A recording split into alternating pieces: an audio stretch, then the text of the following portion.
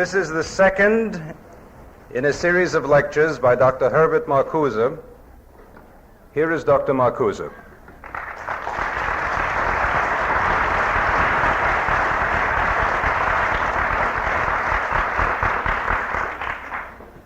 Last Tuesday, I tried to discuss with you some of the objective forces and tendencies in our society which may make for radical social change, and I tried to evaluate in very general terms the prospects of the radical opposition. Tonight, I will try to have a look at the human beings who are on the way or are supposed to be on the way working for radical social change. And I shall try to identify as well as I possibly can what is in their mind, well, I should almost say, and what is in their bodies, as you will see, because one thing I want to stress from the beginning.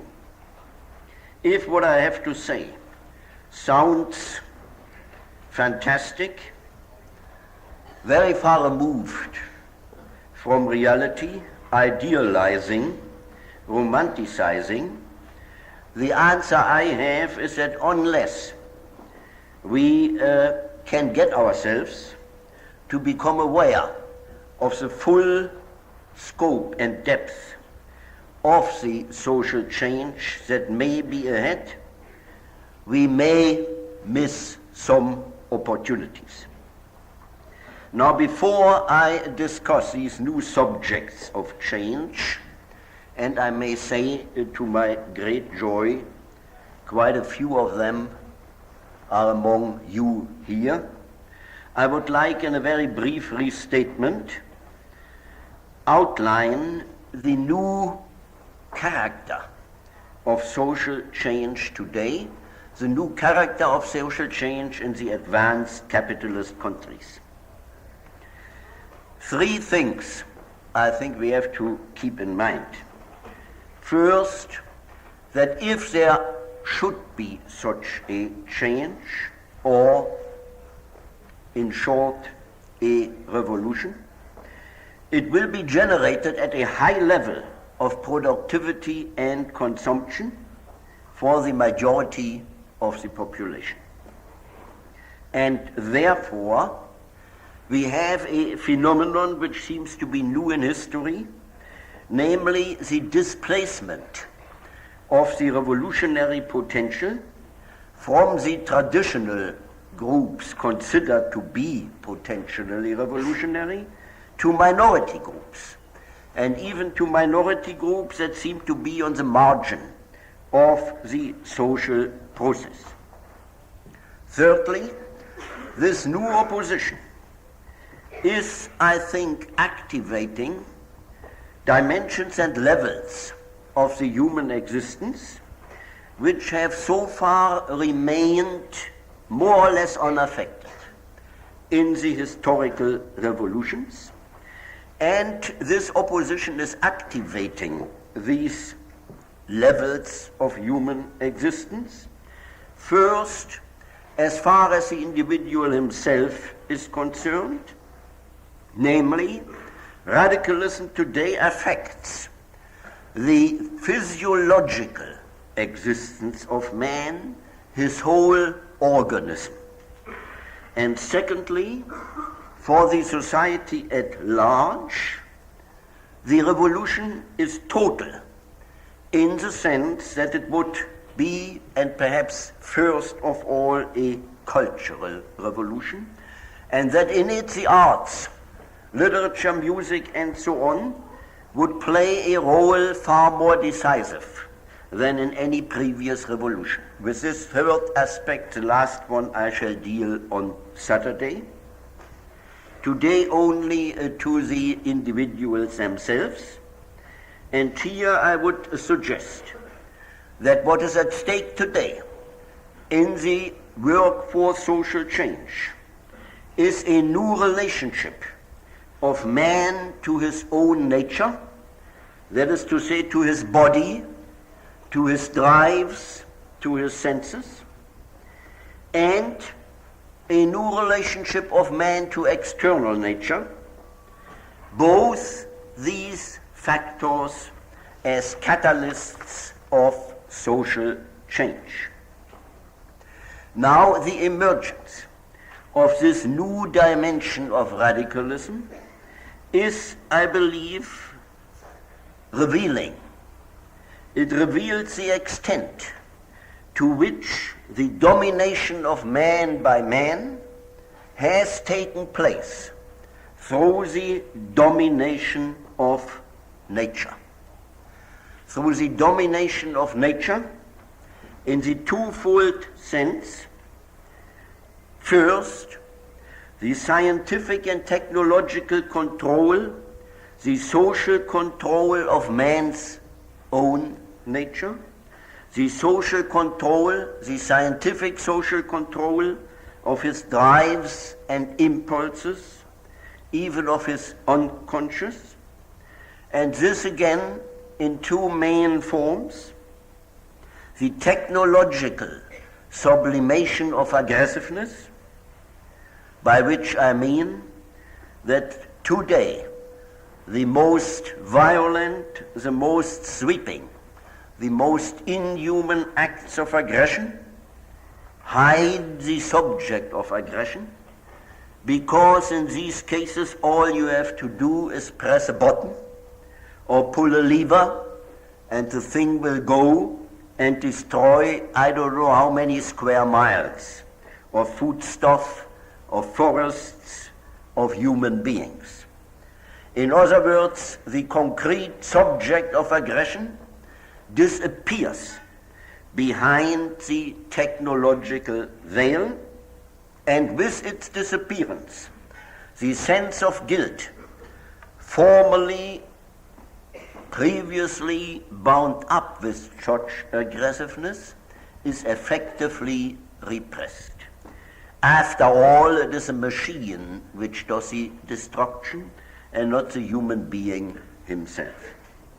Secondly, the scientific and technological control of human nature, the steering of human instincts and their satisfaction, takes place in what I would like to call the technological desublimation of sexuality.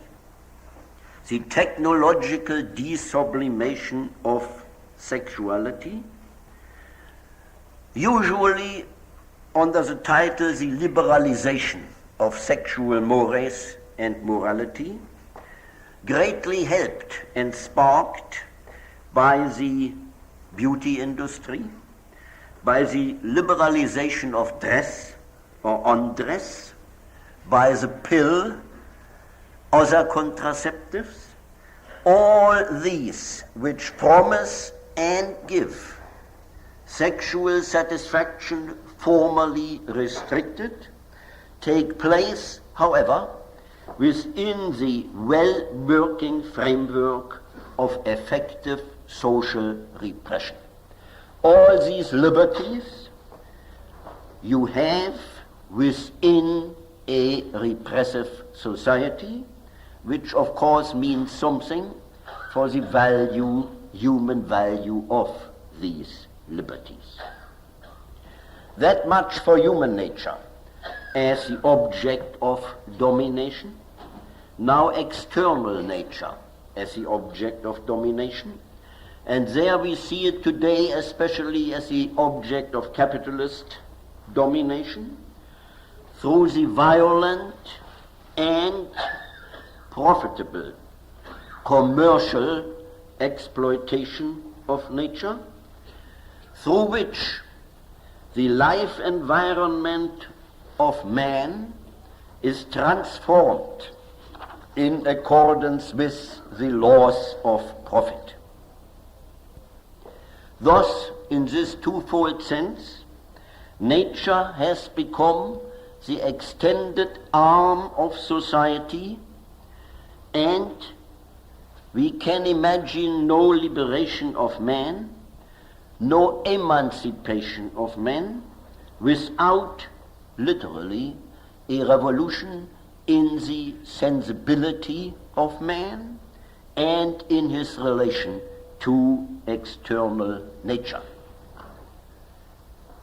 The revolution in the sensibility of man, meaning that without the radical transformation, not only of his consciousness, but also of his modes of perceiving, feeling, hearing, touching and smelling things, without this radical transformation, there can be no real radical change in our society.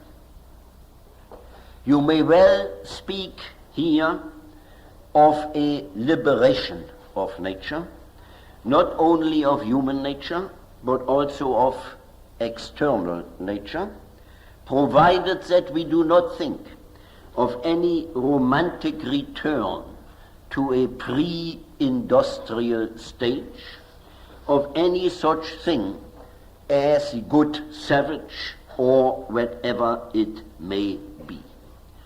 The essential relation between man and nature, which comes to the fore today, which comes to the fore in the changes that is going on in the very sensibility of man, in his impulses and drives, in his body, and not only in his mind, this essential relation between nature and freedom has been tabooed in the history of Western civilization, and it has to a great extent been relegated to the poetic imagination. This relegation and confinement of some of the most radical possibilities of human freedom to the poetic imagination, to fiction, to the arts, this, it seems to me, is being undone today.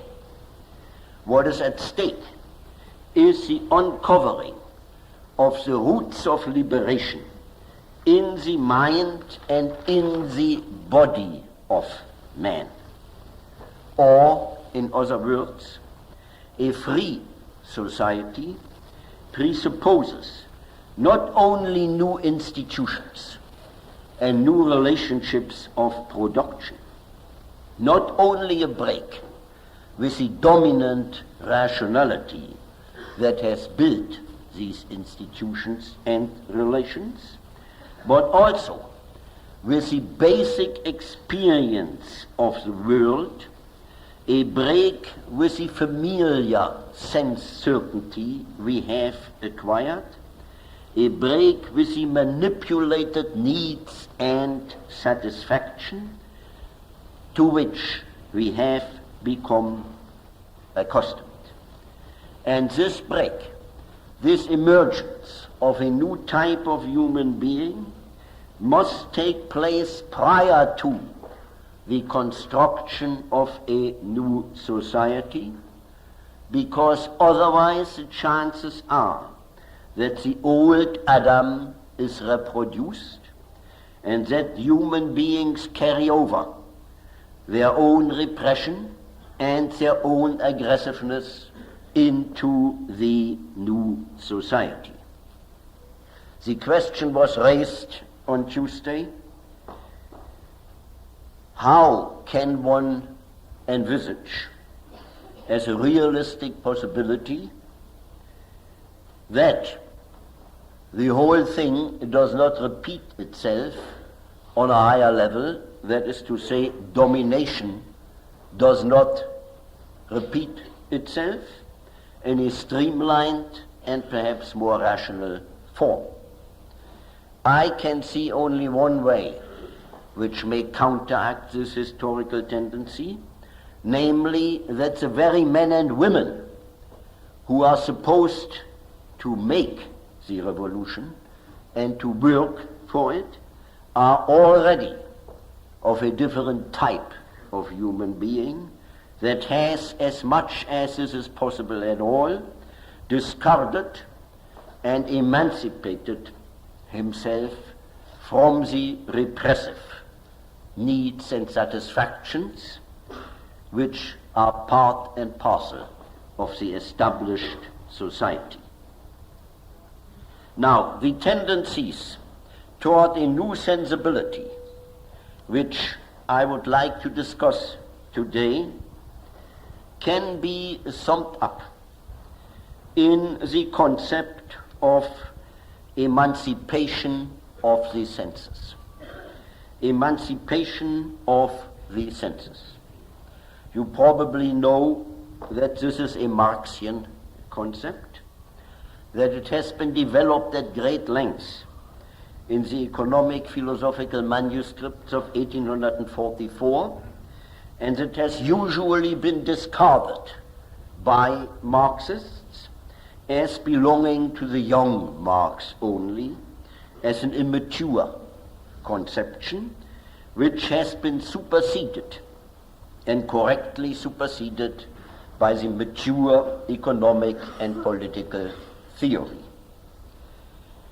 Recently, this traditional interpretation has been corrected, and one has seen how much actuality, how much foresight, how much projection, realistic projection, is precisely in the writings of this period.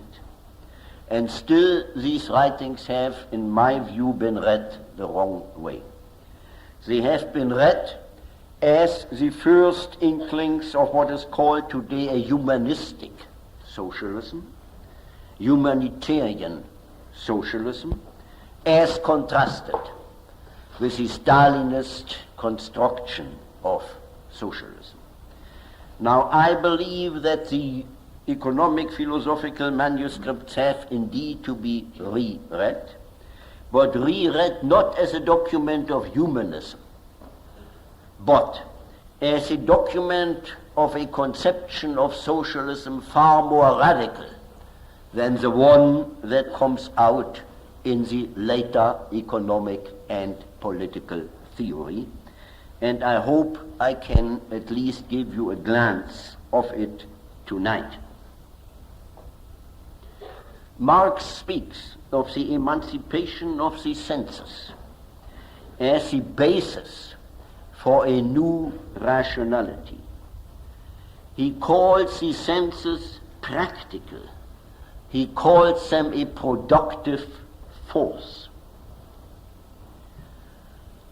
In this respect, he discovers the aesthetic dimension as a political dimension. Some of you may know that I have tried to emphasize what has been happened to the word aesthetic and what is characteristic of the development of bourgeois civilization. It originally meant, I may repeat it very shortly here, it originally meant, that is to say, into the 18th century, pertaining to the senses. That is a meaning. Aesthetic as pertaining to the senses, to the sensibility of man, as contrasted with logic, as pertaining to the mind of man. Then in the 18th century, for reasons which I cannot discuss here, but in a very interesting way, the term aesthetic has been relegated to and restricted to the arts, to the dimension of the arts, literature, the visual arts, and so on. Now, the aesthetic dimension, as Marx rediscovers it in these writings, and as I will use the term now, goes back to the original meaning, namely pertaining to the sensibility of man, if you wish, the science of the sensibility of man, of his senses. I said the aesthetic dimension, in this sense, is a political dimension. The senses are potentially revolutionary forces, and they are revolutionary forces, especially under the conditions of contemporary capitalism, which depends for its further working on the constant mobilization, stimulation, and modification of human sensibility, of human sensuality. The merchandisers, human as well as objects, the merchandisers produced in the society must be stimulating to the senses. That is the capitalist aesthetics of today. Merchandisers, stuff that has to be bought and sold, exchangeable stuff, but nevertheless highly stimulating and satisfying to the senses. Now, precisely, and I indicated that on Tuesday already, this constant stimulation of the sensibility of man required by the present stage of capitalism may well release forces which undermine the stability of the capitalist system. But instead of speculating further on it, let me come back to the Marxian conception, which implies far more than simply a de-sublimation of the human instincts, far more than mere instinctual liberalization, far more than the individual release of sensuality. What it implies is a new socialization of man, a construction, emergence of new relationships between human beings based on a new experience of the world we live in, and this experience in turn giving rise to a new political practice. I will briefly sum up the principal conception which Marx gives in these writings. Emancipation of the senses.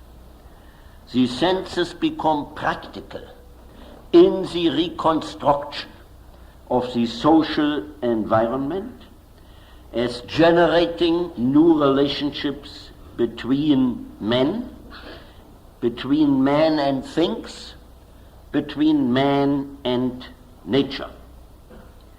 The senses become in this way sources or resources of a new rationality, freed from the rationality of acquisition, competition, and exploitation.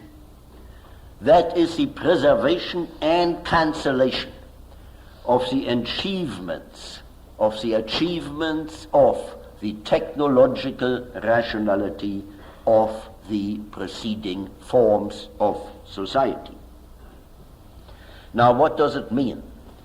That the emancipated senses will generate not only human beings as individuals, but these individuals in new relationship to other individuals. It means negatively that the ego, the other, and the object world are no longer experienced in the context of aggressive acquisition and defensive possession. That means dissolution of the bourgeois ego, which was essentially an ego generated by and based on these acquisitive, defensive, and possessive relationships. It means further negatively that subject and object no longer confront each other as mere items in the struggle for existence, competing in performing a role, but, and here Marx uses a strange term, the emancipation of the senses will result in what he calls the human appropriation of nature.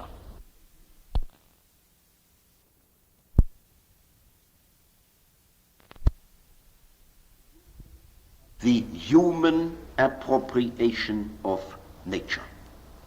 That is to say, transformation of nature into an environment for the development of the human being as, these are his words, species being, and the strange term means nothing more and nothing less than as a being which indeed for the first time can freely develop and satisfy its specifically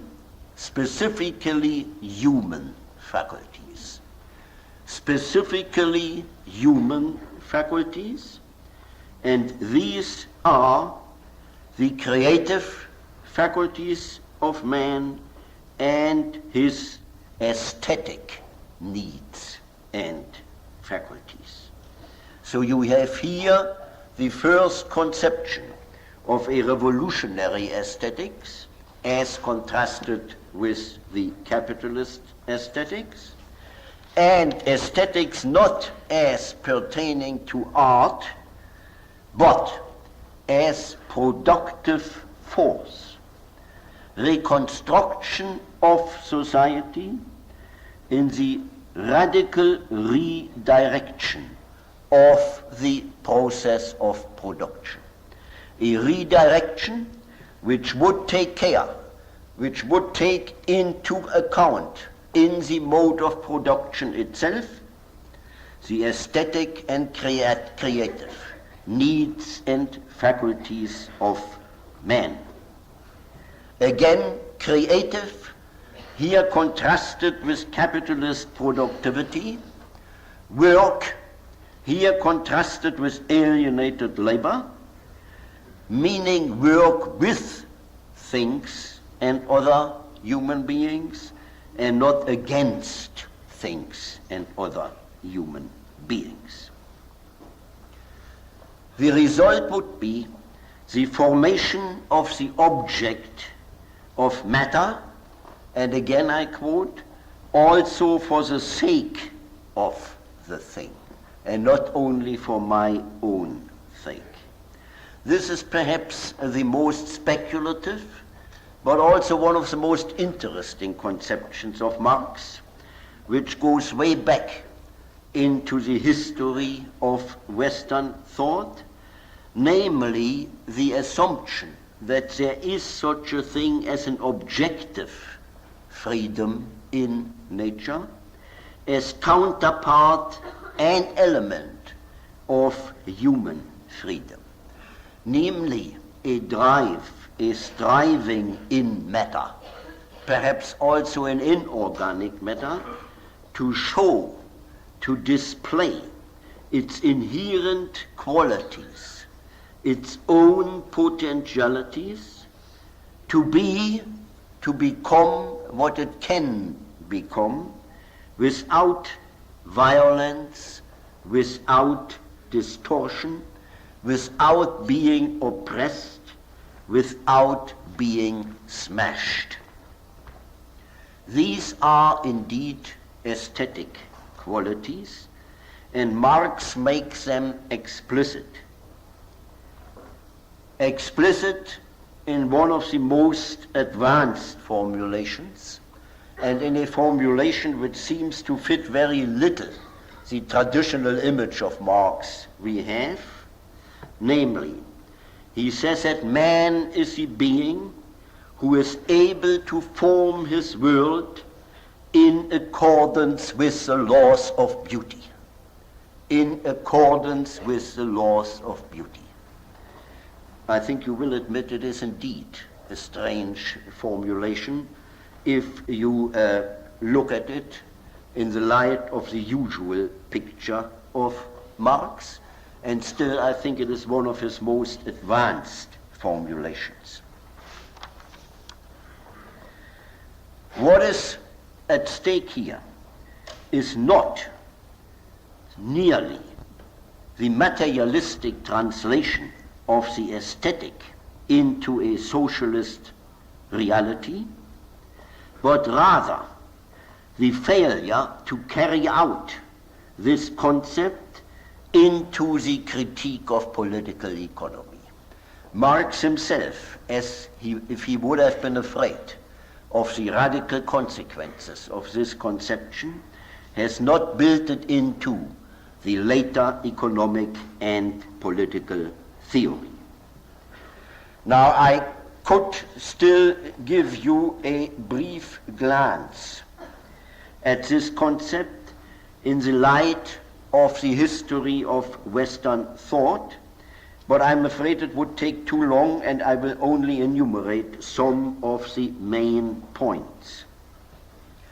The concept of a revolutionary aesthetics, of the radical emancipation of the senses in the reconstruction of society, is one that has already been alive in the long tradition of the heretic materialistic schools of thought, in the hedonistic and sensualistic philosophies from antiquity to the Enlightenment. It is even compatible with Kant's aesthetic in the third critique, and it is perhaps most interesting, the materialistic reformulation of Hegel's concept of nature as objective spirit, as manifestation of the spirit. Moreover, this idea, the idea that there is in nature itself, in the things themselves, something that would make for human freedom and for freedom of nature itself, the idea of inherent aesthetic qualities in things may well recapture the most ancient theory of recollection, knowledge as recollection, namely the discovery of the true forms of things, the discovery of the true forms of things which are distorted and denied in the established reality.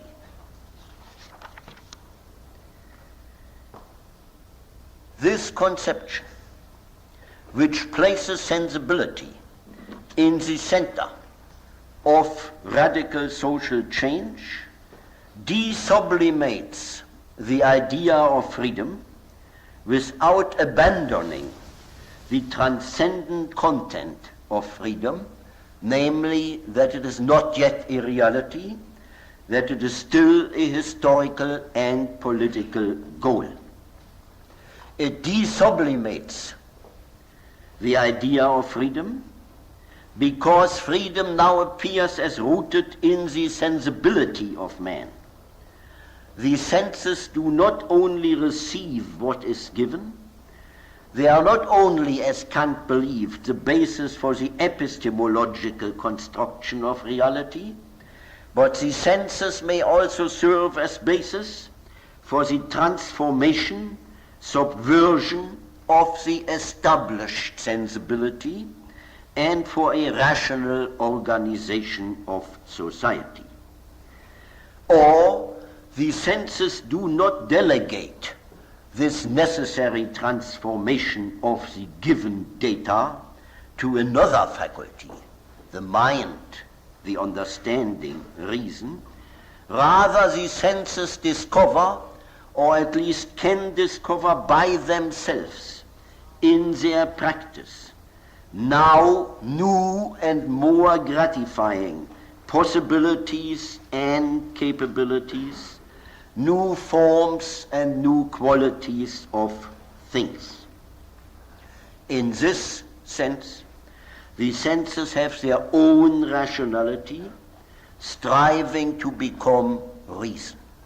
And emancipation of the senses, far from collapsing into mere sensuousness, would mean developing the new sensibility to serve as the rational basis for the construction of a new society.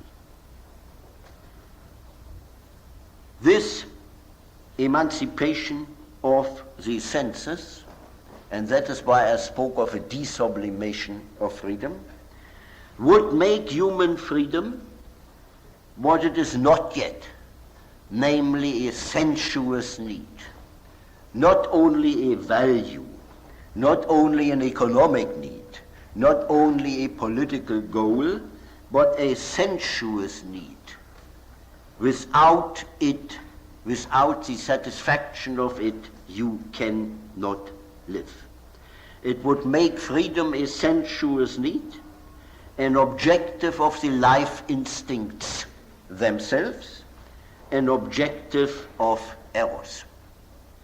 However, not the repressed sensibility in a repressive society, but only the emancipated senses working on the construction of a free society can possibly fulfill this radical function of sensibility.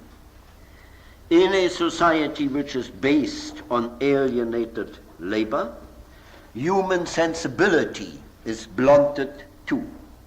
Men perceive things and other human beings only in the forms and functions in which they are given, in which they are made, in which they are used by the existing society, and they perceive only those possibilities of transformation as defined by and confined to the existing society.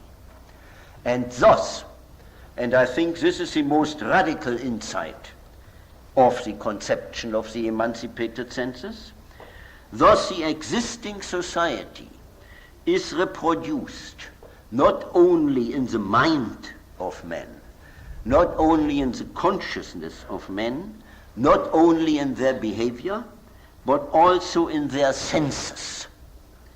And no persuasion, no theory, no reasoning can break this prison unless the fixed, the petrified sensibility of the individuals is dissolved, that is to say, is opened to a new dimension of history, a new dimension of practice. Or, in other words, until the oppressive and submissive familiarity with the given object world is broken in what I like to call a second alienation, namely the methodical alienation from the alienated society. I should like to quote here the famous statement by Rimbaud, which is only too easily misunderstood today. He speaks of a dérèglement de tous les sens. Dérèglement de tous les sens as aesthetic and political principle, as radical aesthetic and political force. It is the same insight that only if a radical change in the sensibility of man takes place, is there a chance that a qualitatively different society can be created. Now, I have at several occasions referred to the tradition of Western thought in order to show you to what extent a great, mostly underground and repressed radical tradition is revived in today's rebellion of the militant youth. What appears easily as a revolt of a spoiled elite, as playful or violent disorder, as mere negation, without solid foundation and without goal, what easily appears as irrational protest is in fact, or let me say more carefully, can be, ought to be and should be, rooted in one of the strongest foundations of radical change, namely the experience that repression and destruction are not only in the social institutions and in the social hierarchy, but also in the very instincts and senses of man, and that therefore the individuals themselves produce and reproduce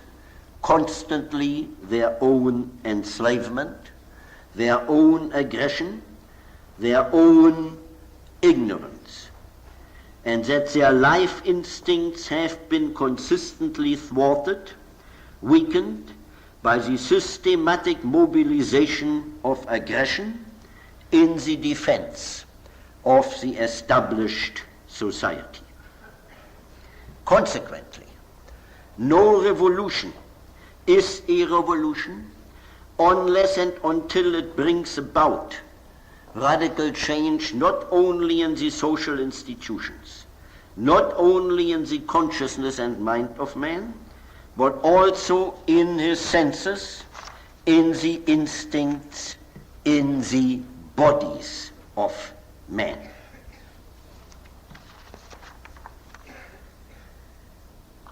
In conclusion, I would like to stress what I tried to stress on Tuesday, that this new unprecedented scope of the rebellion and of the historical goals of the rebellion have become possible thanks to scientific and technological progress. Thanks to scientific and technical progress, and also thanks to the terrible sacrifices brought by those who have fought suppression and injustice throughout the century. These unprecedented goals, unprecedented because for the first time in history we have the resources to attain them, are not attainable through better ways of adjustment. They are not attainable through private release and letting go. They are not obtainable through dropping out of politics. They are attainable only in a long and painful process of political education, in theory and in practice, in and outside the classroom, on the streets, on the media. I want to answer, anticipating it, one question very briefly. Is perhaps the present sweep of ecology an indication that this new sensibility is indeed on the march and that it is indeed already in the process of radically changing the world?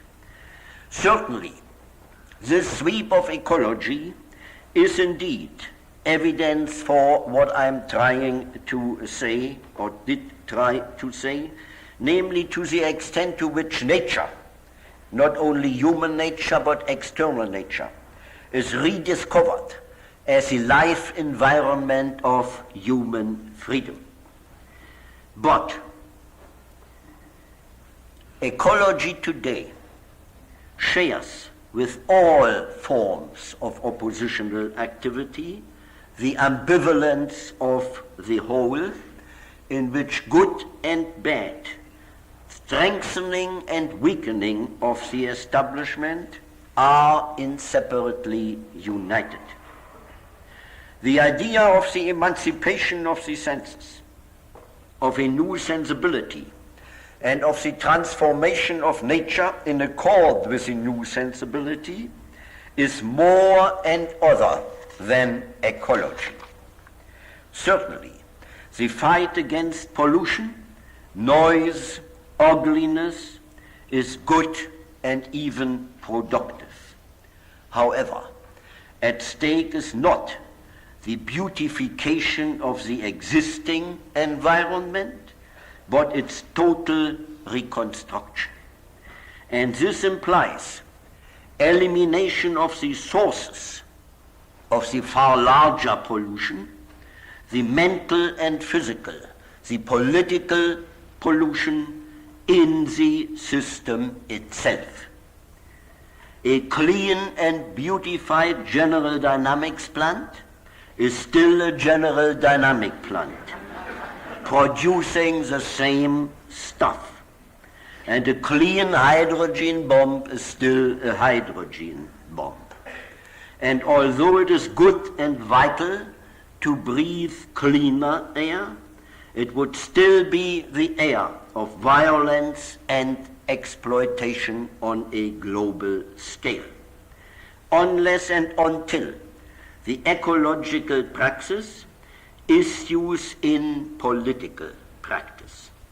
And with this shift in the historical level of the protest, with this radicalization of the goals, the space, the dimension of the political practice is changing too.